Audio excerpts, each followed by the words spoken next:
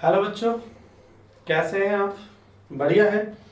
देखिए, हम भी आपके साथ रहते हैं, हमेशा आपके साथ ही हम वीडियोस बना रहे हैं। और मैं चाहता हूं कि आपकी जो स्टडी मटेरियल्स है वो लगातार आपके तक पहुंचता रहे। इसलिए मैं यूट्यूब के माध्यम से कहीं ना कहीं मैं आपकी वीडियोस जो है वो आप तक पहुंचाता हूं, जिससे कि लगातार आपका जो अध्ययन कार्य है वो जारी रहे और उसमें बीच में कोई भी जो रुकावट है या रेस्ट्रिक्शंस है या बाधा है वो उत्पन्न ना हो। देखिए, मैं मनोज सर, और मैं आपके लिए जो आज वीडियो लेके आया हूं वो बहुत इंपॉर्टेंट वीडियो है। उस ये वीडियो पढ़ने से पहले आपको इससे पहले वाले वीडियो जरूर देखनी होगी। और ये जो टॉपिक है, कहीं ना कहीं मैं जो बता रहा हूं आपको टॉपिक है, भारत में अंग्रेजों द्वारा जो जो कानून बनाए जाते हैं, जो भी ईस्ट इंडिया कंपनी जब भारत में होती है और ब्रिटिश पार्लियामेंट द्वारा जो भारत में कानून बनाए जाते हैं, वो हिस्ट्री का भी टॉपिक माना जाता है और वो पॉलिटी का भी टॉपिक माना जाता है। इसलिए मैंने ऐसा टॉपिक चुना है जो कहीं ना कहीं मॉडर्न हिस्ट्री के साथ भी मैच होता है और कहीं ना कहीं आपका पॉलिटिकल यानी कि पॉलिटी के साथ भी मैच होता है, यानी कि भारतीय संविधान के साथ भी मैच होता है।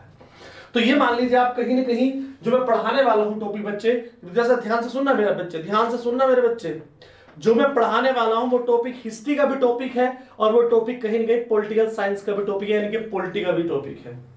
और ये टॉपिक जो आपका चलने वाला है मेरे बच्चे, ये टॉपिक बहुत इंपॉर्टेंट है, बहुत ज्यादा इंपॉर्टेंट है, दोनों सब्जेक्ट के लिए ज्यादा इंपॉर्टेंट है। चलिए मैं स्टार्ट करता हूं। भारत में अंग्रेजों द्वारा बनाए गए कानून।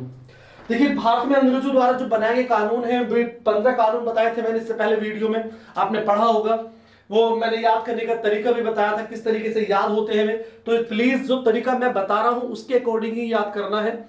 सबसे पहले मैंने बताया था कि 1726 में एक चार्टर एक्ट आता है, उसके बाद 1773 में रेगुलेटिंग एक्ट आता है, उसमें 8 जोड़ देंगे तो कितना आ जाएगा आपका, यानी कि 1781 आ जाएगा। और 1781 के बाद 1784 आएगा। तो यानी कहीं ना कहीं जो मैं बता रहा हूं ये आपको याद रहना चाहिए। इससे पहले वाले वीडियो देखेंगे ना, इससे पहले वाले वीडियो देखेंगे तो उसमें सब चीजें आपको क्लियर हो जाएंगी। इसलिए प्लीज इससे पहले वाली वीडियो देखिए आप आराम से और उसके अकॉर्डिंग ही तैयारी कीजिएगा। चलिए, आज का जो मेरा टॉपिक है, मैं आपको एक्ट करा रहा हूं। मैं मोस्टली जो है 3 एक्ट कराऊंगा आपको आज का जो टॉपिक कौन कौन से होंगे मैं पहले ही बता देता हूं कौन कौन से टॉपिक होंगे। आज होगा 1726 का चार्टर एक्ट। 26 का चार्टर एक्ट होगा आपका। एक तो टॉपिक ये होगा, इसे हिंदी में बोलेंगे 1726 का राजपत्र अधिनियम कहा जाएगा। ठीक है, मेरी बात समझ में आ गई? जो मैं समझा रहा हूं वहीं तक है बेटा? समझ में आ रहा है कि नहीं आ रहा है? ये कमेंट करके बताइएगा कि समझ में आ रहा है या नहीं आ रहा है, मुझे इसके बारे में बताना जरूर। ठीक है बच्चे? ठीक है, और आराम से पढ़ते रहिएगा। ठीक है, चलिए आगे थे 1726 का चार्टर एक्ट, उसके बाद चलते हैं 1773 का रेगुलेटिंग एक्ट। 1773 का रेगुलेटिंग एक्ट पढ़ाऊंगा मैं आपको। ठीक है, उसके बाद जो नेक्स्ट हो गया 1781 का act of settlement. Act of settlement,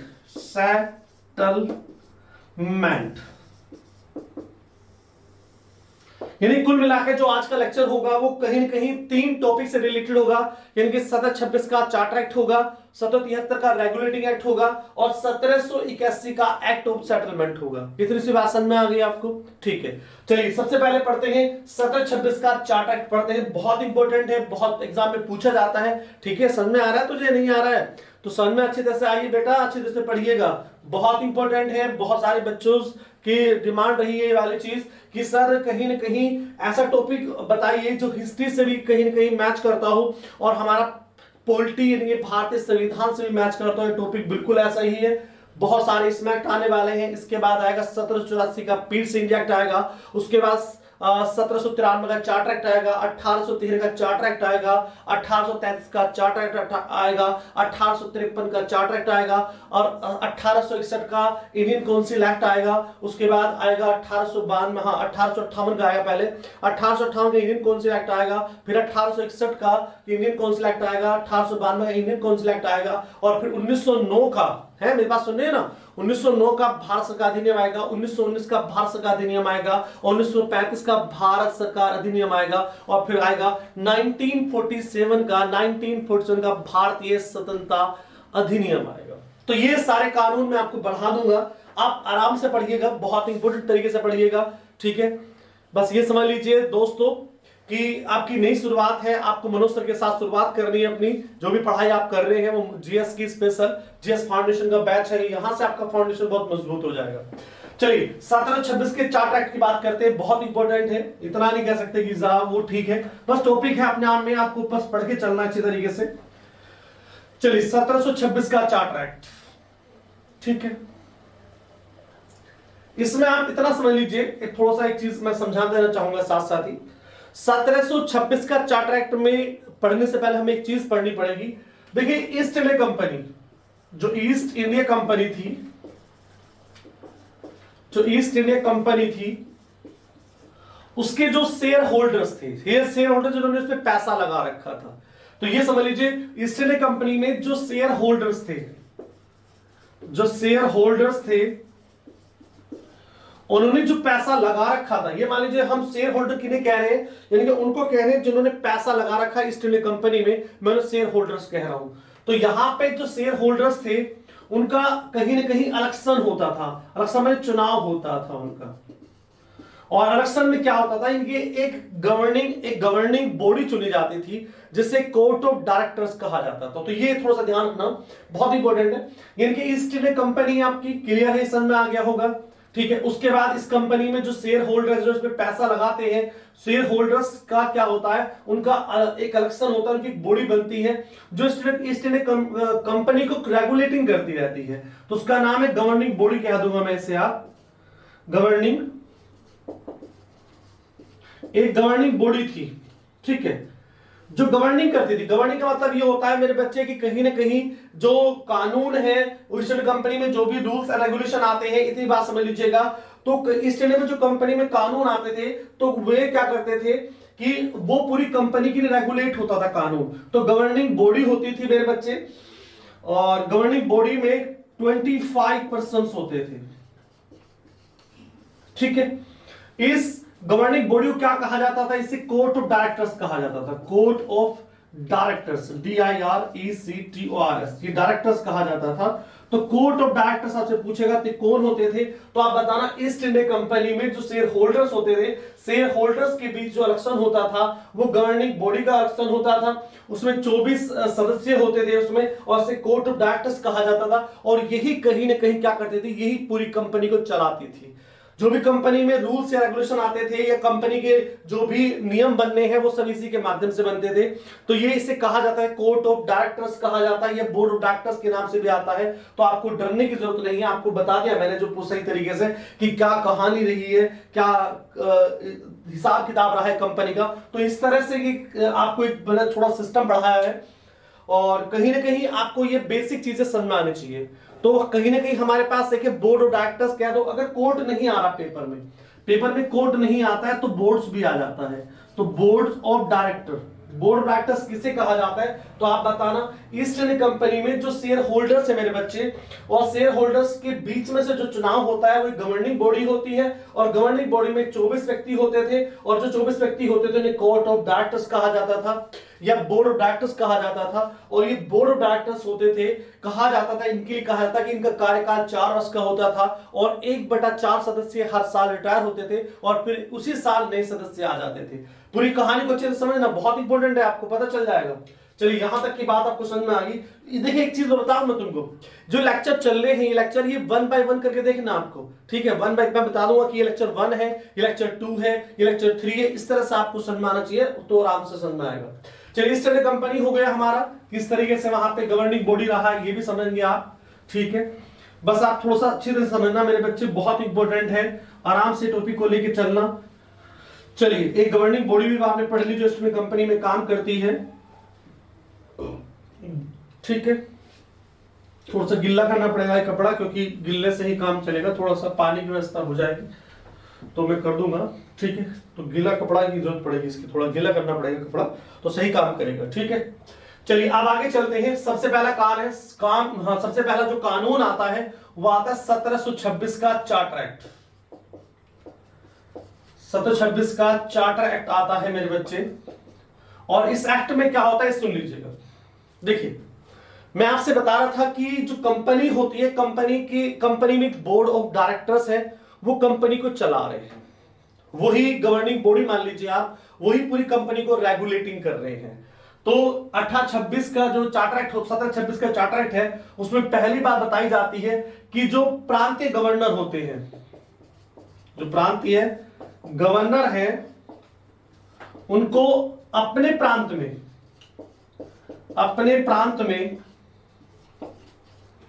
rules regulation बनाने के लिए, रूल्स एंड रेगुलेशंस बनाने के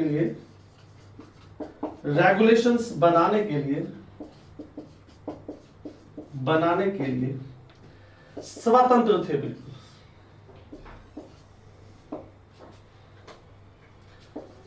वे पूरी तरह से फ्री थे, मान लीजिए आप।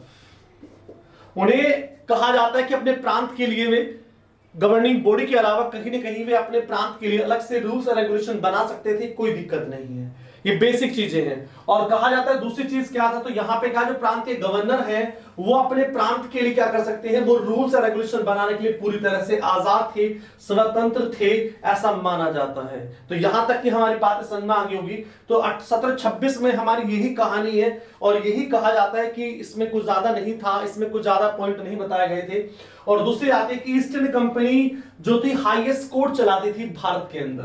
तो ईस्ट इंडिया कंपनी, ये शॉर्ट मैंने कर दिया ईस्ट इंडिया कंपनी का। ईस्ट इंडिया कंपनीज की जो कोर्ट थी, ईस्ट इंडिया कंपनीज की जो कोर्ट थी वो हाईएस्ट कोर्ट थी, मान लीजिए हाईएस्ट कोर्ट ऑफ इंडिया। इसके ईस्ट इंडिया कंपनी की जो भी यहां अदालतें होती थी वो पूरी तरीके से जो है भारत की सर्वोच्च अदालतें मानी जाती थी, उनके खिलाफ कोई भी कार्रवाई नहीं होती थी और पूरा कंपनी का होल्ड भारत में हो चुका था। इतना बात समझ में आ गया। बस गवर्निंग बॉडी इन जो प्रांतीय गवर्नर होते थे उनके ऊपर हुआ करती थी, वही रूल्स रेगुलेशन मोस्टली बनाते थे। लेकिन यहाँ पे प्रांतीय गवर्नर को इंडिविजुअल अधिकार भी दे दिया था कि आप भी रूल्स रेगुलेशन बना सकते हैं, कोई दिक्कत नहीं है। तो यहां तक की बात मेरे बच्चे समझ में आ गई, ठीक है? आपको अच्छी तरह समझ में आ रही है मेरे बच्चे? अगर समझ में आ रही है तो मुझे कमेंट भी करके बताइएगा कि सर मुझे पूरा अच्छी तरह समझ में आ रहा है। देखिए 1726 का जो चार्टर एक्ट होता है उससे ज्यादा नहीं क्वेश्चन पूछे जाते। बेसिकली मोटे मोटे जो टॉपिक होते हैं उनसे ही क्वेश्चन पूछा जाता है। जैसे 1773 रेगुलेटिंग एक्ट हो गया, 1813 का चार्टर एक्ट हो गया, 1858 का इंडियन काउंसिल एक्ट हो गया, 1935 का भारत का अधिनियम। ये मेन एक्ट होते हैं, ये मेन से क्वेश्चन पूछे जाते हैं। लेकिन ये नहीं कि हम छोटे जो एक्ट होते हैं उनको भी भूल जाए, उनके बारे में बताएं तो नहीं, बिल्कुल नहीं बेटा, सब बताना पड़ेगा, बहुत इंपॉर्टेंट है। चलिए यहां तक हमारा कंप्लीट हो गया। इससे बहुत कम क्वेश्चन पूछे जाते हैं लेकिन फिर भी आपको ध्यान रखना है थोड़ा सा। चलिए सबसे इंपॉर्टेंट जो एक्ट आने वाला है वो है आपका लिए रेगुलेटिंग एक्ट 1773। बहुत इंपॉर्टेंट है, बहुत पूछा जाता है। 1773 का रेगुलेटिंग एक्ट, ठीक है। अब क्वेश्चन ये होता है कि ये रेगुलेटिंग बनाया किसने था? तो मैं बता दूं ये रेगुलेटिंग एक्ट कहां से आया था। ये ब्रिटिश संसद ने बनाया था। ये जो था कानून था ये ब्रिटिश संसद ने बनाया था, ठीक है। तो हम कह सकते हैं कि भारत में कहीं ना कहीं संसदीय प्रणाली शुरू हो गई थी। बिल्कुल सही बात है। अगर ब्रिटिश पार्लियामेंट बना रहा है तो हम ये तो कह सकते हैं कि कहीं ना भारत में संसदीय प्रणाली स्टार्ट हो रही है, कहीं कहीं से तो रूल्स रेगुलेशन आ रहे हैं। तो हम कह सकते हैं इसी के आधार पर अगर ब्रिटिश संसद ने इस एक्ट को बनाया है, इस एक्ट को किसने बनाया है? तो ब्रिटिश संसद ने बनाया है। तो भारत में संसदीय प्रणाली शुरू हो गई, संसदीय प्रणाली स्टार्टिंग हो गई थी। आपसे क्वेश्चन पूछेगा कि भारत में संसदीय प्रणाली कब स्टार्ट हो गई थी, तो कहना 1773 रेगुलेटिंग एक्ट के बाद भारत में संसदीय प्रणाली शुरू हो गई थी, ठीक है। तो यहां तक की बात आपको समझ में आ गया होगा अच्छी तरीके से। तो अब आगे चलते हैं, पूरी तरीके अच्छी तरीके से समझ में आ गया होगा। बहुत तो ज्यादा नहीं है, इसमें ज्यादा कोई बड़ी बात नहीं है पढ़ने के लिए। तो देखिए ब्रिटिश संसद अगर भारत के लिए कानून बना रही है तो हम कह सकते हैं भारत में संसदीय प्रणाली की शुरुआत है। और आपसे क्वेश्चन पूछेगा एग्जाम में कि भारत में पहली बार संसदीय प्रणाली शुरुआत कौन से कानून के द्वारा की गई थी, तो आप बता देना कि 1773 के रेगुलेटिंग एक्ट के तहत भारत में शुरू कर दी गई ये कहानी। और ये सिलसिला चलता रहा। उसके बाद ब्रिटिश पार्लियामेंट भारत के लिए कानून बनाती रही और फिर उसके बाद जब ब्रिटिश पार्लियामेंट का यहां से ईस्ट इंडिया कंपनी का दमन कर दिया, यहां से भगा दिया उनको और पूरे अंग्रेजों को यहां से भगा दिया। फिर उसके बाद में 1952 में कहीं ना कहीं भारत में ब्रिटिश पार्लियामेंट के अलावा अब इंडिया में इंडियन पार्लियामेंट की भारत में शुरुआत हो गई थी। तो ये संसदीय प्रणाली की शुरुआत मानी जाती है, इसका इतना ध्यान रखना। दूसरा क्वेश्चन ये आता है दिमाग में, क्वेश्चन ये आ रहा होगा आपके कि रेगुलेटिंग एक्ट लाने की क्या वजह थी। उससे पहले तो कहीं ना कहीं कंपनी अपना काम कर रही थी, कंपनी के जो शेयर होल्डर्स थे वो गवर्निंग बॉडी के रूप में काम कर रहे थे। तो अब क्वेश्चन ये दिमाग में आता है कि रेगुलेटिंग एक्ट लाने की क्या वजह थी हमारे पास, उसकी क्या वजह थी। तो रेगुलेटिंग एक्ट भारत में ब्रिटिश पार्लियामेंट ला रही है, कंपनी के ऊपर ला रही है, तो उसकी वजह क्या थी। देखिए उसकी वजह मैं आपको बताता हूं, एक बहुत इंपॉर्टेंट वजह है। देखिए कहीं ना कहीं कंपनी में भाई भतीजापन ज्यादा आ गया था, ठीक है, इतना भी ध्यान रखना। कंपनी में क्या आ गया, यानी कंपनी में भाई और भतीजापन ज्यादा आ गया, और जो बड़ी बड़ी पोस्ट थी, जो बड़ी बड़ी कहते हैं अधिकारी थे, वो उसमें कहीं ना कहीं जो ब्रिटिश के जो शेयर होल्डर्स थे, जो कहां के कह सकते हैं कि कंपनी के शेयर होल्डर्स थे, उनके रिश्तेदारों को भर दिया गया था। पूरी तरह से भ्रष्टाचार छा गया था। मुझे पानी में डाल लेते हो, थोड़ा सा हो जाएगा, थोड़ा सा पानी कर दीजिए इसमें, बस जी बस बस, ठीक है ठीक है। तो मैं बता रहा था कि रेगुलेटिंग एक्ट लाने की वजह क्या थी, ठीक है। तो रेगुलेट एक्ट लाने की वजह ये थी मेरे बच्चे कि कंपनी के अंदर भाई भतीजापन ज्यादा हो गया था, और उसकी वजह से कहीं ना कहीं भ्रष्टाचार पूरे अपने रोल पे था, भ्रष्टाचार पूरे फॉर्म में था, अपने कहते हैं कि पूरे बवंडर पे था। उससे कंपनी की जो भी मर्जी होती थी वो भारत के साथ कर देते थे। उनकी अगर गाय अच्छी तो गाय खोलाते थे उनकी ये समझ लीजिए कि पूरी तरह से भारत का शोषण शुरू कर दिया। और जब भारत वालों को इतना शोषण बढ़ गया तो कहीं ना कहीं उन्होंने सोचा कि हमें कुछ करना चाहिए। तो कुछ अच्छे लोग भी थे अंग्रेज, यानी कि सब बेकार थे, कुछ अच्छे लोग भी थे। तो अच्छे लोग भी थे जो ब्रिटिश पार्लियामेंट में थे। तो ब्रिटिश पार्लियामेंट ने कंपनी को कंट्रोल करने के लिए, कंपनी की जो तानाशाही थी, कंपनी की जो कहते शोषण की नीति थी, उसको कंट्रोल करने के लिए कहीं ना कहीं भारत में एक ब्रिटिश कानून लाया गया था। This is a regulating act लाया गया था। तो मैं आपसे यही बता रहा हूं कि वजह क्या थी। तो एक तो कंपनी में और भाई भतीजापन, भाई भतीजापन, कैसे भाई भतीजा जो शुरुआत होती है, तो कंपनी में भाई भतीजे लाए गए। इस वजह से क्या होता है, कंपनी में भ्रष्टाचार बढ़ जाता है, भ्रष्टाचार पूरी फॉर्म में आ जाता है, शोषण की नीति भारत में शुरू हो जाती है, अंग्रेज द्वारा भारत लोगों की शोषण होता है। तो इस कंडीशन से कहीं ना कहीं ब्रिटिश पार्लियामेंट को लगा कि अब कंपनी पे कंट्रोल करना चाहिए। तो इसकी वजह से क्या हुआ कि कंपनी के ऊपर ब्रिटिश कंट्रोल किया गया, ब्रिटिश नियंत्रण दिया गया, ब्रिटिश का नियंत्रण लिया गया, ठीक है। दूसरी चीज अब एक और बताना चाहूंगा, भाई भतीजापन तो था, भ्रष्टाचार पूरी फॉर्म में था। दूसरी चीज है कंपनी में कहीं ना कहीं कंपनी में कुप्रबंधन भी हो गया था, कुप्रबंधन आ गया था, कुशासन हो गया था। इनकी शुरुआत, इनकी वजह से कहीं ना कहीं ब्रिटिश पार्लियामेंट में भारत में कानून बनाने पड़े, ठीक है। इतनी भी बात समझ लीजिए। और तीसरा पॉइंट आ रहा है कि नहीं आ रहा है? हाँ आ रहा है, तीसरा पॉइंट भी कैमरे में दिख रहा है मुझे। तो कंपनी में कुप्रबंधन हो गया था, कंपनी में कुशासन हो गया था, कुप्रशासन भी कह सकते हैं। कंपनी में कुप्रशासन है, कुशासन है, कुप्रशासन स्टार्ट हो गया था।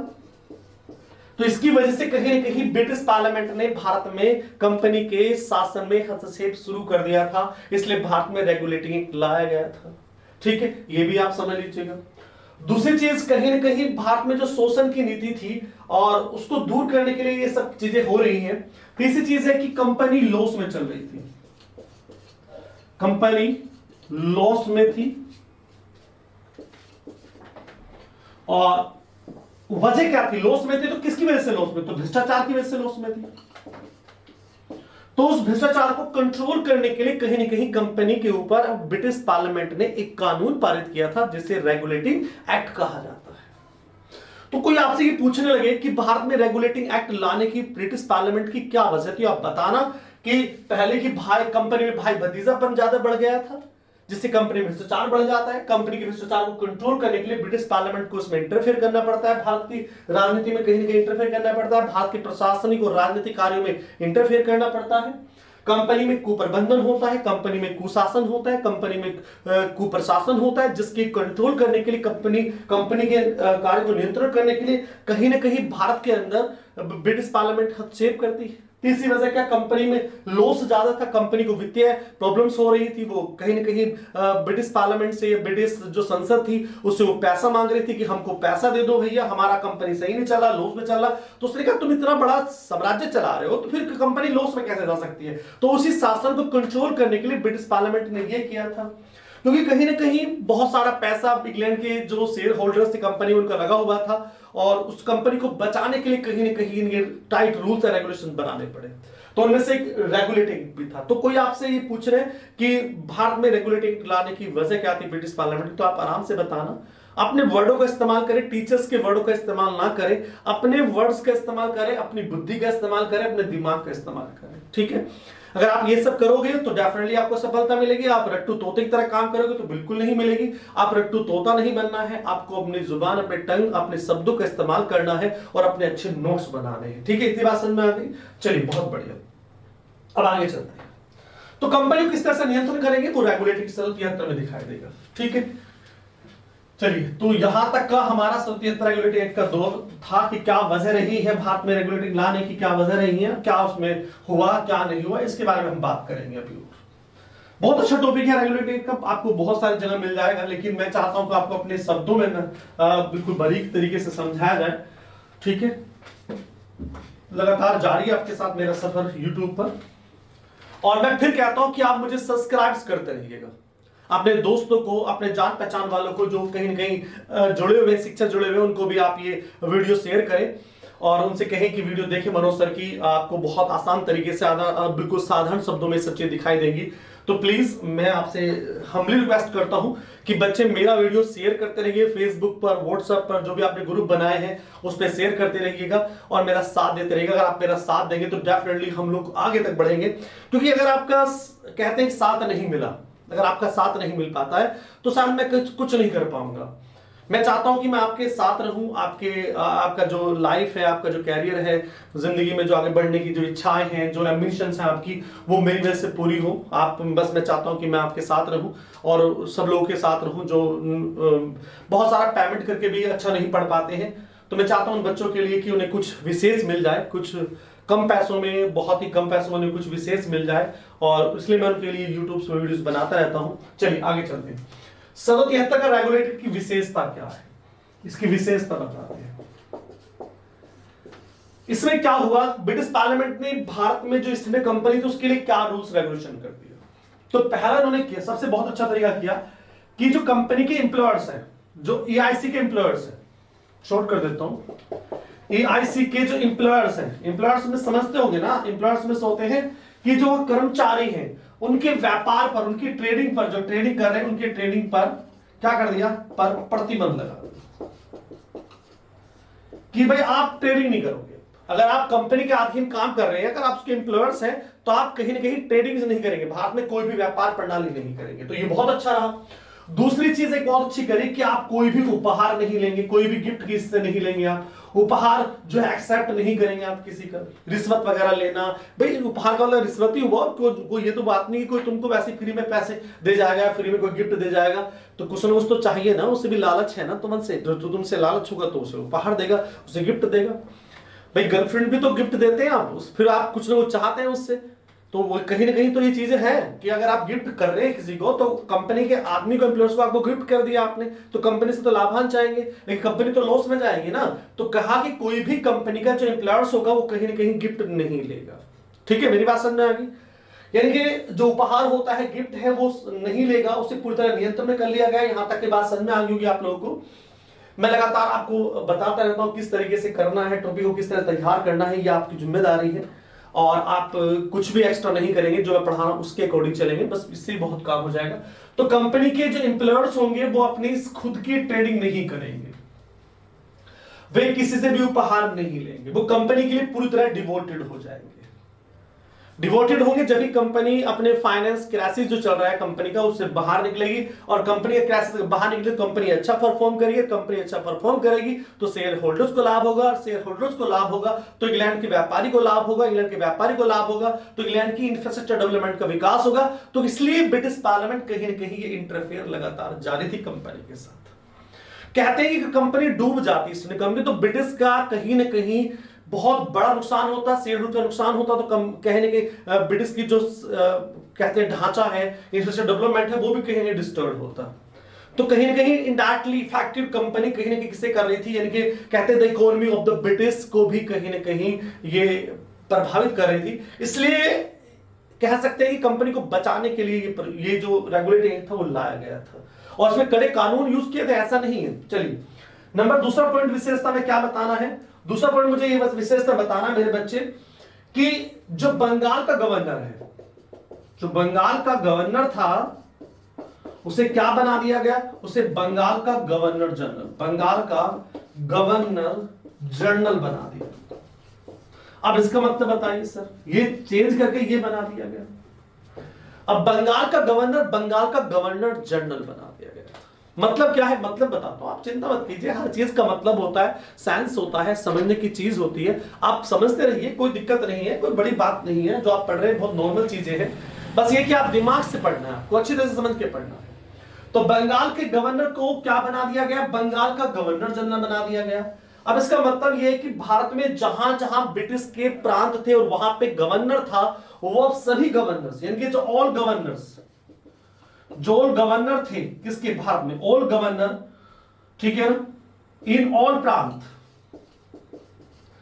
जितने भी प्रांत थे ब्रिटिश के, और जितने भी उस गवर्नर, जहां भी उन प्रांतों में जो गवर्नर थे, वो सारे गवर्नर किसके नीचे, अब बंगाल के गवर्नर जनरल के नीचे काम करेंगे। लेकिन पहले क्या था, 1773 रेगुलेटिंग एक्ट से पहले क्या था कि सारे गवर्नर इंडिविजुअल थे, वो अपना डिसीजन खुद ले सकते थे, रूल्स रेगुलेशन अपने प्रांत में बना सकते थे। लेकिन अब क्या, सभी गवर्नर्स जो जहां भी ब्रिटिश पार्लियामेंट के गवर्नर वो थे प्रांत थे, वहां के सभी गवर्नर को बंगाल के गवर्नर जनरल के नीचे काम करना होगा।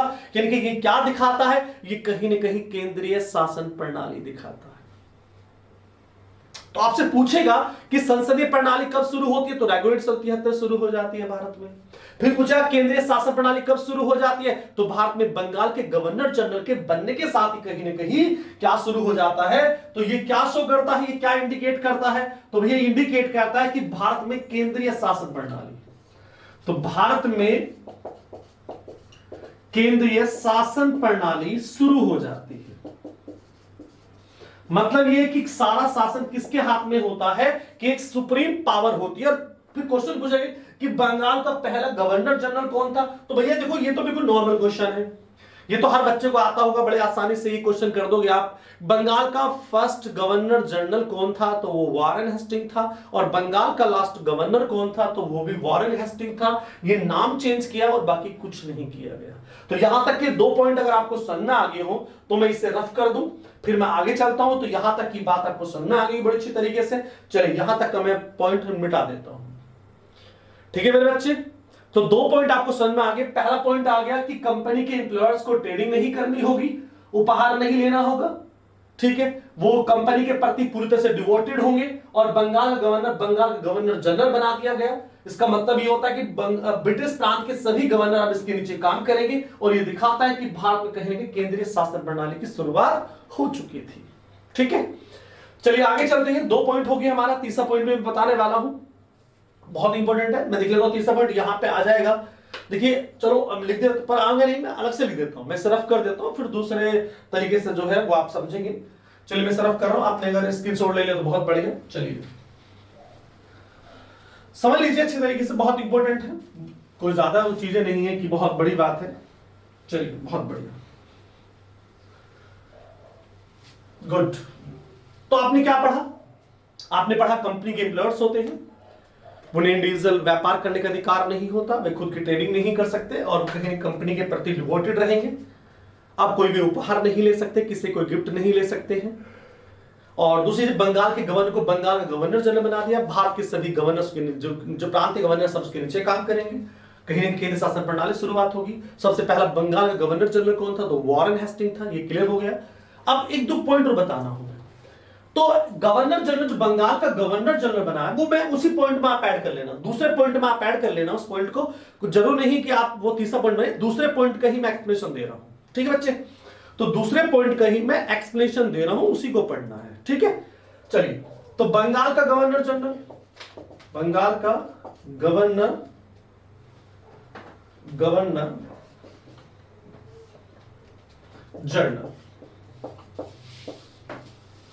तो बंगाल का गवर्नर जनरल की बात कर रहा था मैं, तो कौन है भाई? वॉरेन हेस्टिंग है, वॉरेन हेस्टिंग्स है।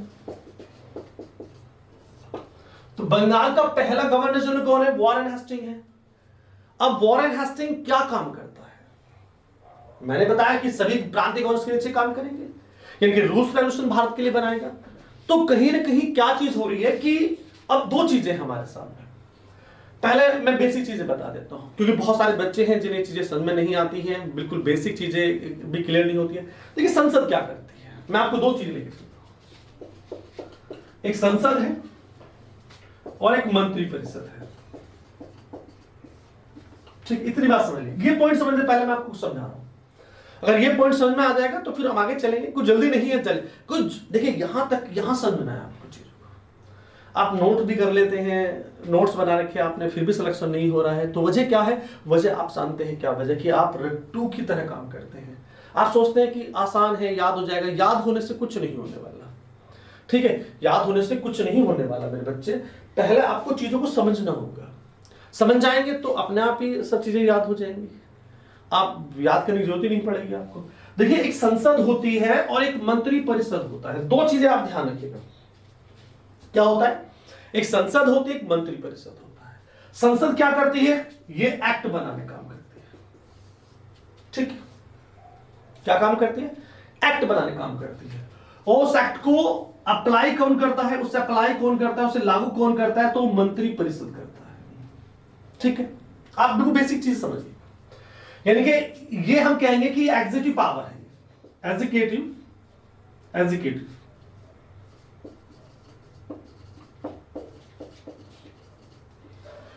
एग्जीक्यूटिव पावर यानी कार्यकारिणी शक्ति, कार्यकारिणी शक्ति। ये क्या होती है? ये भी आप, एग्जीक्यूटिव पावर किसके हाथ में होती है? और ये केवल रूल्स बनाती है, संसद रूल्स बनाती है। और मंत्री परिषद वर्तमान में क्या करते हैं? जो रूल बनाए गए हैं, जो एक्ट बनाए गए हैं, उस एक्ट को अप्लाई करती है। इसे कहा जाता है कि एग्जीक्यूटिव पावर है, यानी कार्यकारिणी शक्ति है, जिस तक कार्यकारी पावर है। इसे कार्यकारी पावर भी कह सकते हैं, कार्यकारी शक्ति, ठीक। तो ये अप्लाई करती है। अब बंगाल के गवर्नर जनरल की क्या भूमिका थी, ये मैं बताना चाहूंगा। और संसद की भूमिका कौन निभा रहा है? तो 1773 के रेगुलेटरी एक्ट में कहीं ना कहीं अब ब्रिटिश पार्लियामेंट संसद की भूमिका बना रही है। तो ब्रिटिश की जो संसद थी वो भारत में क्या कर रही है मेरे बच्चे? वो भारत में एक्ट बना रही है। अब संसद इंडियन गवर्नमेंट नहीं बना रही है, संसद नहीं बना रही, ब्रिटिश संसद बना रही है। तो भारत में संसदीय प्रणाली तो शुरुआत हो गई है, कोई दिक्कत नहीं। तो यहां तक की तो हमें बात समझ में आ जाती है कि एक्ट कौन बना रहा है? तो ब्रिटिश पार्लियामेंट बना रहा है। लेकिन इससे पहले कहा जाता है कि 1773 रेगुलेटिंग से पहले क्या था? यहां पे गवर्निंग बॉडी भी थी, ठीक है। जो शेयर होल्डर्स थे कंपनी के, भी गवर्निंग बॉडी भी थी, वो भी कहीं ना कहीं एक्ट रेगुलेशन बनाती थी। तो दो तरह से कह सकता हूं। यहां एक चीज और बता रहा हूं साथ साथ, तो एक ब्रिटिश संसद एक्ट बनाती है और कहीं जो एक्ट दूसरा बनाता है वो गवर्निंग बॉडी थी। ये गवर्निंग बॉडी में सबसे पहले बता चुका, जो ईस्ट इंडिया कंपनी के शेयर होल्डर्स थे वो भी कहीं ना कहीं रूल्स रेगुलेशन बनाते थे। तो गुलाम भारत में कौन बनाता था कानून? ये तो ब्रिटिश पार्लियामेंट बनाती थी, ये कहीं ना कहीं गवर्निंग बॉडी बनाती थी। इनका भी रूल चलता था इंडिया के अंदर, इतनी बात समझ। और इंडिया में इनके रूल्स रेगुलेशन चलते थे। अब उस नियम को कौन फॉलो करता है, उसे कौन अप्लाई करता है? तो एग्जीक्यूटिव पावर से इस्तेमाल करती है, एग्जीक्यूटिव पावर मंत्री परिषद। लेकिन मंत्री परिषद की भूमिका में कौन था? अब तो मंत्री परिषद होता है, लेकिन उस समय मंत्री परिषद थोड़ी था, उस समय मंत्री परिषद थोड़ी था। उस समय तो क्या था कि गवर्नर जनरल की जो कार्यकारी परिषद थी, कार्यकारिणी परिषद थी, मान लीजिए आप, गवर्नर कार्यकारिणी परिषद थी। कार्यकारिणी परिषद एंड गवर्नर जनरल, दोनों मान लीजिए आप, बंगाल गवर्नर जनरल, कार्यकारिणी, ये दोनों के दोनों थे, वो कौन थे, यानी बंगाल का गवर्नर जनरल और बंगाल गवर्नर जनरल की कार्यकारिणी परिषद, दैट इज कॉल्ड द, इसे कहेंगे हम मंत्री परिषद था। मेरी बात समझ में आ गई? यानी कि अब कानून एग्जीक्यूटिव पावर्स कौन इस्तेमाल कर रहा है, यानी बंगाल का गवर्नर जनरल, उसकी कार्यकारिणी परिषद, और कार्यकारिणी परिषद में कितने लोग थे, तो 4 लोग थे शुरू में। तो आपसे पूछा जाएगा, यह भी पूछा जाता है कि 1773 के रेगुलेटरी एक्ट में बंगाल के गवर्नर जनरल की एग्जीक्यूटिव काउंसिल में कितने सदस्य मनोनीत किए जाते थे, तो 4 सदस्य मनोनीत किए जाते थे, और सारे अंग्रेज होते थे। और कौन करता था, कहा जाता है कि ये जो था ब्रिटिश का जो राजा था, वही कहीं ना कहीं गवर्निंग बॉडी की सलाह पर, उसकी रिकमेंडेशंस पर ये सदस्य अपॉइंट किए जाते थे। और यही क्या करते थे कि ये कहते थे कि कौन सा कानून, कौन सा चीजें भारत में चलेंगे, कौन सी नहीं चलेंगी, क्या नियम होने चाहिए, क्या नियम नहीं होने चाहिए। जैसे मोदी जी है, मोदी जी जो चाहते हैं वो रूल लगता है इंडिया के अंदर। भाई संसद तो अपना काम करती है, लेकिन कुछ ऐसे एग्जीक्यूटिव पावर्स उनके हाथ में होती है जो मोदी जी और उनकी मंत्री परिषद वो अपने अकॉर्डिंग रूल्स रेगुलेशन बना के लाती है। तो पुराने जमाने में 1773 रेगुलेटरी एक्ट के समय में क्या था कि बंगाल के गवर्नर जनरल और कार्यकारिणी परिषद ये मिलकर कहीं कहीं नए रूल्स रेगुलेशन बनाते थे। ये कहीं मंत्री परिषद की भूमिका में थे, इतनी बात समझ लीजिए। और जो 4 सदस्य थे, अब इसमें जो डिसीजन आता कैसे आता था, बहुमत के आधार पर आता था। बहुमत के आधार पे ये डिसीजन करते थे। मैं बता रहा हूं, देखिए एक बात सुनिएगा, अगर आप कंप्लीट लेक्चर पढ़ेंगे सुनेंगे तभी होगा। 1 बाय 1 ये लेक्चर है, मैं नंबर डाल दूंगा कि सबसे पहले कौन सा लेक्चर सुनना है, सेकंड नंबर पे कौन सा लेक्चर सुनना है, और थर्ड पे कौन सा सुनना है, फोर्थ पे कौन सा सुनना। 1 बाय 1 स्टेप बाय स्टेप आपको लेक्चर सुनने हैं, लेक्चर आपके नोट्स बनाने हैं, तभी काम चलेगा, नहीं तो नहीं काम चलेगा। ठीक है, सुन लीजिए मेरी तरफ से। आपने सुना कि पहला लेक्चर ना पढ़ूं मैं डायरेक्ट तीसरा लेक्चर पढ़ लूं तो आप बेवकूफ है दुनिया के, आप सबसे बड़े दुनिया के महान बेवकूफ कह सकता हूं मैं आपको पहले पहला लेक्चर पढ़ना पड़ेगा, फिर दूसरा, फिर तीसरा, स्टेप बाय स्टेप पढ़ जाइए, आपका बहुत अच्छा हो जाएगा, आपकी स्टडी मटेरियल्स आपके पास बहुत अच्छा हो जाएगा। तो आपको समझना आना चाहिए कि दरअसल ब्रिटिश संसद क्या कहीं की भूमिका में थी, जो गवर्निंग बॉडी थी कहीं की भूमिका में थी, और जो बंगाल का गवर्नर जनरल था उसकी जो एग्जीक्यूटिव पावर्स थी वो किसकी भूमिका में थी, वो मंत्री परिषद की भूमिका। और ये बहुमत के आधार पर डिसीजन करते थे।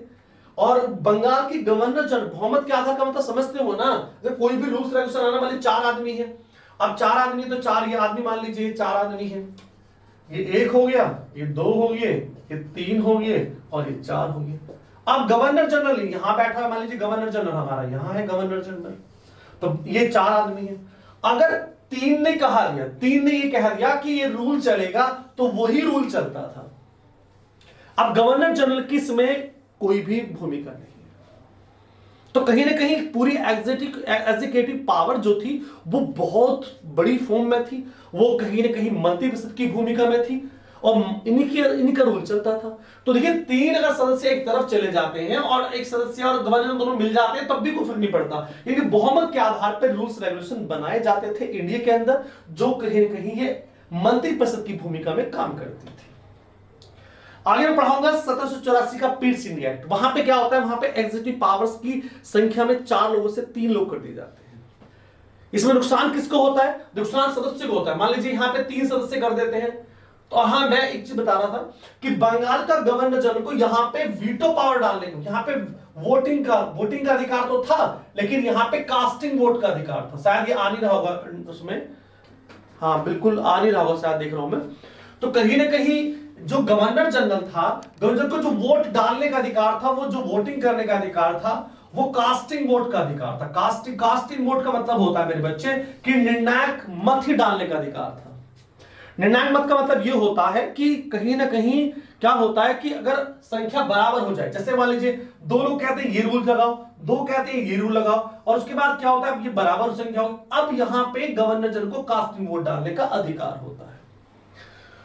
देखिए मैं रामायण ज्यादा लंबी नहीं करना चाहता, मैं चाहता हूं कि आपकी चीजें समझ आनी चाहिए। तो आपने 2 ही चीजें पढ़ी है रेगुलेटिंग एक्ट 1773 में। पहला पॉइंट आपने क्या पढ़ा मेरे बच्चे, पहला पॉइंट आपने पढ़ा कि रेगुलेटिंग एक्ट में पहला के जो एम्प्लॉयर्स थे कंपनी के, उनको व्यापार करने का, उनको अपने उपहार लेने का अधिकार नहीं था, कोई भी उनको गिफ्ट करने का अधिकार नहीं था कि कोई भी बाह्य व्यक्ति कंपनी के एम्प्लॉयर्स को कोई भी गिफ्ट दे सके, क्योंकि उससे कहीं ना भ्रष्टाचार फैलता। दूसरी चीज क्या बताया मैंने कि बंगाल का गवर्नर जनरल बना दिया है। उसका मतलब क्या होता है, बढ़ा दिया। वो जो रूल्स रेगुलेशन बनाएगा उसकी हेल्प के लिए कौन बनाएगा, एग्जीक्यूटिव काउंसिल बनाएगा, उसमें कितने सदस्य थे, कैसे बहुमत के आधार पर डिसीजन दिया करते थे, उनकी भूमिका क्या हुआ करती थी और ब्रिटिश संसद की भूमिका क्या थी, ये सब चीजें समझ में आ गई होंगी बहुत अच्छी तरीके से। चलिए 2 पॉइंट आपको समझ में आए, थैंक्स फॉर दैट। चलिए अब मैं आगे चलता हूं, 2 ही पॉइंट हुए, अभी सोना ये कब 4 पॉइंट है, ज्यादा पॉइंट बड़े नहीं है तो मैं इन्हीं को पढ़ा रहा हूं। चलिए अब मैं रेगुलेटिंग एक्ट ही बता रहा हूं, आप ज्यादा परेशान मत रहिए कि मैं ज्यादा कुछ बताऊंगा। आप एक छोटा टॉपिक मैंने कराया है और समझ के करना है, आपको रटना नहीं, रट्टू तोते की तरह रटना नहीं है, बस आपको पॉइंट को समझ के चलना है। अगर आपने पॉइंट समझ लिए तो बहुत अच्छी बात है, और पॉइंट नहीं समझे हैं तो फिर आपको दिक्कत होगी। तो पॉइंट को ही समझ के चलिए, बहुत इंपॉर्टेंट है। तो हम पढ़ा रहे हैं 1773 का रेगुलेटिंग एक्ट। अब तीसरी चीज क्या होती है इसके अंदर, थर्ड पॉइंट क्या आता है। देखिए थर्ड पॉइंट में 1773 के रेगुलेटिंग में तीसरा पॉइंट यह आता है कि भारत में सर्वोच्च न्यायालय की स्थापना हो जाती है। कहां होती है, यानी कि फोर्ट विलियम में होती है। फोर्ट विलियम कहां होता है, कलकत्ता में होता है। तो तीसरा पॉइंट आता है कि भारत में सुप्रीम कोर्ट, सर्वोच्च न्यायालय,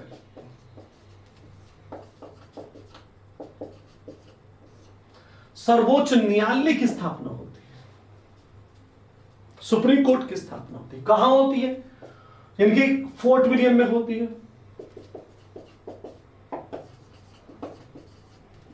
फोर्ट विलियम कहां है, कलकत्ता में। और इसमें कितने जज होते हैं भैया, इसमें एक मुख्य जज होता है और 3 छोटे जज होते हैं। और जो मुख्य जज होता है उसका नाम क्या है, तो उसका नाम है एलिजा एम्पे, उसका नाम है एलिजा एम्पे। तो ये बात समझ में आ गई आपको। तो तीसरा पॉइंट है कि भारत में सर्वोच्च न्यायालय की स्थापना कर दी जाती है। कहां होती है, फोर्ट विलियम में स्थापना होती है, कलकत्ता में। और ये 1774 में अपना काम करना शुरू कर देता है। इतनी बात समझ में। तो ये तीसरा पॉइंट था जो रेगुलेटिंग एक्ट के लिए बहुत इंपॉर्टेंट था, बहुत पूछा जाता है पेपर में, बहुत इंपॉर्टेंट है इस टॉपिक की भी। चलिए यहां तक की हम बात करते हैं। तीसरी, चौथी बात मैंने कही थी, गवर्निंग पॉइंट था। एक गवर्निंग बॉडी थी। गवर्निंग बॉडी कौन सी थी, यानी कि board of directors. Board of directors, board of directors, इन्हें कोर्ट भी कहा जाता है। अगर बोर्ड नहीं आता पेपर में तो कोर्ट आ जाता है, तो कोर्ट ऑफ डायरेक्टर्स भी कहा जाता है। अब ये कौन होते हैं, मैं सबसे शुरू में बताया कि ईस्ट इंडिया कंपनी में शेयर होल्डर्स होते हैं। शेयर होल्डर्स क्या करते हैं, अपने शेयर होल्डर्स अपने में से ही चुनाव करते हैं, इलेक्शन करते हैं, और इलेक्शन के बाद जो 24 सदस्य चुने जाते हैं उन्हें गवर्निंग बॉडी कहा जाता है, जिन्हें बोर्ड ऑफ डायरेक्टर्स कहा जाता है। सबसे पहले लेक्चर में मैंने यही बताया था, जब मैंने स्टार्ट किया था सबसे पहले मैंने यही बताया था। अब मैं आगे चलता हूं, ठीक है, समझ में आ रहा है ना, अच्छे समझ में आ रहा है, गुड। मुझे कमेंट करके बताते रहिए, वीडियो को शेयर भी करते रहिए, बहुत इंपॉर्टेंट आपके लिए। अगर आप शेयर नहीं करेंगे तो शायद मैं आगे के लेक्चर भी मैं नहीं पढ़ा सकता। देखिए आपका शेयर करने से मुझे कहीं ना कहीं एक नई ऊर्जा मिलती है, नई चेतना मेरे अंदर पैदा होती है।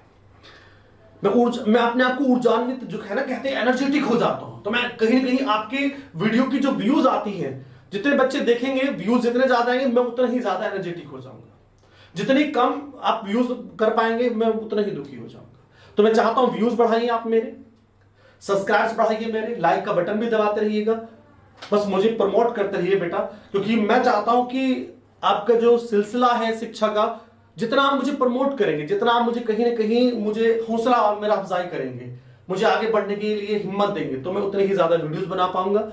आपने ज्यादा लोगों को आप शेयर कीजिए, जो जानने वाले हैं, आदर्श लोग हैं, जो शिक्षा जुड़े हुए हैं, उनको मेरी वीडियो दीजिए कि सर हैं आप बहुत अच्छा पढ़ाते हैं, आप देख लीजिए, कुछ पूछना है आप कॉल भी कर सकते हैं। मैं तो कॉल भी कहता हूं कि आप बेटा कॉल करके कोई भी क्वेश्चन हो वो पूछ सकते हैं आप मुझसे। चलिए कोई बात नहीं, आगे चलते हैं। गवर्निंग बॉडी यानी कि कोर्ट ऑफ डायरेक्टर्स, इसमें कितने सदस्य होते हैं, 24 सदस्य होते हैं, ठीक है। ये चुनाव से आते हैं। कहा जाता है कि 1000 पौंड, मेरी बात सुनना, 1000 पौंड की अगर आपके पास शेयर होल्डर है, आप कंपनी में 1000 पौंड का आपने अगर शेयर डाला है तो आपको वोटिंग का अधिकार है। उस तरह से इलेक्शन होता था, और उसके बाद जो इलेक्शन में जीत के आता था वो काउंसिलिंग यानी कह सकते हैं कि बॉडी ऑफ डायरेक्टर्स में शामिल होता था, और वो पूरी कंपनी को चलाते थे। इसका मुख्यालय कहां था, इंग्लैंड में था, लंदन में था। तो इस तरह से ये कहीं ना कहीं एक काउंसिल थी जो पूरी तरह से काम कर रही थी भारत के अंदर। तो ये भी आप समझ लीजिए बहुत इंपॉर्टेंट है। और इसमें एक क्वेश्चन ये पूछा जाता है भाई, क्वेश्चन ये पूछा जाता है कि इनका कार्यकाल कितने वर्ष का था। तो बोर्ड ऑफ डायरेक्टर्स का जो कार्यकाल है बेटा, कार्यकाल है वो 4 वर्ष का होता था। और मैंने कहा वोटिंग का अधिकार उन्हीं को होता है जिनको 1000 पाउंड की हिस्सेदारी कंपनी में अंदर होती है, वही उनको अधिकार होता है। अब इसका रिटायरमेंट कब हो जाता है? तो कहते हैं कि रिटायरमेंट जो होता था वो हर 1 साल बाद, 1 साल 1 ईयर, 1 साल बाद 1/4 सदस्य रिटायर हो जाते थे, उनके स्थान पर उसी साल 1/4 सदस्य आ भी जाते थे। तो हमने 4 चीजें पढ़ी आज रेगुलेटरी एक्ट में। पहली चीज पढ़ी हम लोगों ने कि कंपनी के जो एम्प्लॉयर्स होते थे ट्रेडिंग पर उनका व्यापार प्रतिबंध लगा दिया, उन्हें उपहार लेने से मना कर दिया। दूसरा, बंगाल का गवर्नर जो था वो बंगाल का गवर्नर जनरल बना दिया गया था, उसे स्पेशल राइट, कहीं ना कहीं वो मंत्री परिषद के रूप में काम करने लगा था और उसके एग्जीक्यूटिव पावर होती थी उसके अंदर, उसमें कार्यकारिणी परिषद होती थी जिसमें 4 लोग लिए जाते थे जो बहुमत के आधार पे काम करते थे। इतनी बातें समझ में आ रही है मेरी? ठीक, गुड। उसके बाद तीसरा पॉइंट बताया कि भारत में सर्वोच्च न्यायालय की स्थापना कर दी गई थी। कहां पे? कलकत्ता में की थी। कौन सा था? फोर्ट विलियम था। कुछ हो रहा है, नाक में कुछ चुभन सी हो रही थी तो मैंने इसलिए कर लिया है। और उसके बाद एक गवर्निंग बॉडी थी जिसे हमने बोर्ड ऑफ डायरेक्टर्स कहा जाता है, जिसे कोर्ट ऑफ डायरेक्टर्स भी कहा जाता है। ये पूरी कंपनी को कंट्रोल करते थे, पूरी कंपनी पे इनके लिए एक शासन प्रणाली इन्हीं की चलती थी। तो यहां तक की बातें आपको समझ में आ गई, बहुत अच्छा रहा बेटा। तो इस एक्ट ने हमें बहुत कुछ दिया है। अब बहुत सारी चीजें हैं जो मैं बताने वाला हूं, आपको भी बताऊंगा मैं, वो सभी बच्चों को बता रहा हूं मैं। अब यहां पे 2 सुप्रीम पावर खड़ी है। कितनी पावर खड़ी है? 2 सुप्रीम पावर खड़ी है।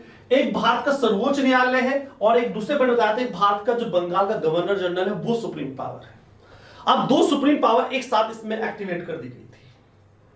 अब ये समझ में नहीं आ रहा था कि किसके पावर ज्यादा है। अगर मान लीजिए कोई भी एग्जीक्यूटिव जो काउंसिल है हमारी या कार्यकारिणी परिषद है बंगाल के गवर्नर जनरल की, अगर वो कोई रूल्स बनाती है तो सुप्रीम कोर्ट उसको प्रतिबंधित भी कर सकता है या नहीं कर सकता है। तो कहीं ना कहीं अब ये क्लियर नहीं हो पा रहा था कि सर्वोच्च न्यायालय की भूमिका क्या होगी, एग्जीक्यूटिव काउंसिल के ऊपर कैसे काम करेगी, कैसे काम नहीं करेगी, या एग्जीक्यूटिव काउंसिल का जो क्षेत्र होगा वो कैसा होगा, कहां तक उसकी पावर्स का एक्सटेंशन होगा, कहां तक नहीं होगा। इनके इसमें बहुत सारी कमियां थी। इसमें रेगुलेटरी एक्ट में बहुत सारे दोष थे। जो गवर्निंग बॉडी है वो कैसे काम करेगी ये भी ज्यादा क्लियर नहीं किया गया। ये मैं मानता हूं कि बंगाल के गवर्नर जनरल पे ब्रिटिश संसद का हाथ था, ब्रिटिश पार्लियामेंट का हाथ था, वो उसी को रिस्पॉन्सिबल था, इनके लिए ज्यादा रिस्पॉन्सिबल नहीं था वो। लेकिन कहीं ना कहीं अब ये क्लियर नहीं हो पा रहा था जो गवर्निंग बॉडी होगी वो बोर्ड ऑफ डायरेक्टर्स का सही तरह से काम कर पाएंगे इंडिया के अंदर या नहीं कर पाएंगे, बंगाल के गवर्नर की क्या भूमिका होगी और भारत में सर्वोच्च न्यायालय की क्या भूमिका। ये कुछ कई दोष थे जो इस रेगुलेटरी एक्ट में बन गए थे।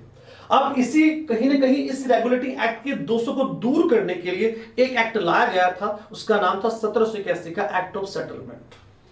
ठीक है, तो यही बताना था मुझे कि रेगुलेटरी में 4 पॉइंट आते हैं, चारों ही पूछे जाते हैं, आपको क्लियर होना चाहिए सब चीजें। तो यहां तक का अगर आपको समझ में आ गया हो पॉइंट तो फिर मैं आगे चलता हूं। टॉपिक का नाम 1781 का एक्ट ऑफ सेटलमेंट। और ये क्यों लाया गया था? तो 1773 के रेगुलेटरी एक्ट के दोषों को दूर करने के लिए, निवारण करने के लिए ये एक्ट लाया गया था।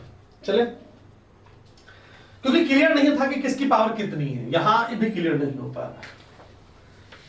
चलिए, बहुत बढ़िया। तो 1773 की रेगुलेट तो बन गया है, बहुत इंपॉर्टेंट रहा आपके लिए, ये चैप्टर बहुत इंपॉर्टेंट था आपके लिए। बस आप क्रम वाइज इसे याद करते रहिएगा बेटा, बहुत इंपॉर्टेंट है। चलिए अब हम आगे बात करेंगे, आगे भी हम बात करते रहेंगे, आपके साथ इस तरह से जुड़ता रहूंगा मैं।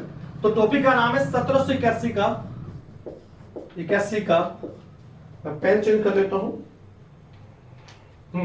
1781 का act of settlement, act of settlement. तो कोई आपसे पूछे कि 1781 का एक्ट ऑफ सेटलमेंट क्यों लाया गया था? सेटलमेंट करने के लिए। क्या सेटलमेंट करने के लिए? मैं बता रहा था आपसे क्या सेटलमेंट करने के लिए कि भाई जो जो दोष रह गए थे, जो कमियां थी इस एक्ट के अंदर, 1773 रेगुलेटरी एक्ट के अंदर जो कमियां थी, कमियां क्या थी कि जो गवर्नर जनरल की, जो बंगाल के गवर्नर जनरल की एग्जीक्यूटिव पावर थी वो सुप्रीम कोर्ट के इक्वल थी या नहीं थी। सुप्रीम कोर्ट बड़ा था कि बंगाल के गवर्नर जनरल की एग्जीक्यूटिव या कार्यकारिणी परिषद बड़ी थी, कौन बड़ी थी? ये दोष था। जो बोर्ड ऑफ डायरेक्टर्स है उनकी भूमिका क्या होगी ये भी क्लियर नहीं था। तो कुछ ऐसी चीजें थी जो एक्ट ऑफ सेटलमेंट में दूर की गई थी 1773 के रेगुलेटिंग एक्ट में, 200 को दूर करने के लिए। पहला ये कहा गया, क्या कहा गया कि कौन बड़ा है, पहले कौन बड़ा है, बंगाल के गवर्नर जनरल, बंगाल के गवर्नर जनरल और प्लस इसकी एग्जीक्यूटिव, इसकी एग्जीक्यूटिव पावर, ये काउंसिल, COUNCIL, जो बंगाल के गवर्नर जनरल की एग्जीक्यूटिव काउंसिल है, जिसमें 4 सदस्य होते हैं जिन्हें एग्जीक्यूटिव पावर्स दी गई है, वो बड़ी है कि सर्वोच्च न्यायालय बड़ा। तो कहा गया कि सुप्रीम कोर्ट से बड़ा कौन है, तो बंगाल के गवर्नर जनरल की ओहदा, उसकी पावर ज्यादा है। और यह भी कहा गया कि अगर बंगाल के गवर्नर जनरल की एग्जीक्यूटिव कार्यकारिणी परिषद, मैं हिंदी में लिख देता हूं मेरे बच्चे, कार्यकारिणी परिषद अगर कोई रूल्स रेगुलेशन बनाती है, कोई रूल्स रेगुलेशन बनाते तो सुप्रीम कोर्ट से काट नहीं सकते। ठीक है, एक तो ये बात। दूसरा पॉइंट क्या बताया गया, अगर कोई भी रूल्स रेगुलेशन भारत में बनाए जाते हैं तो भारत के सामाजिक और धार्मिक सम्मान को उससे ठेस नहीं पहुंचा सकता। ये भी बहुत इंपॉर्टेंट है। तो कोई भी अगर कानून भारत में आता है, कोई भी कानून या रूल भारत में बनाया जाता है, तो वो भारत की सामाजिक एवं धार्मिक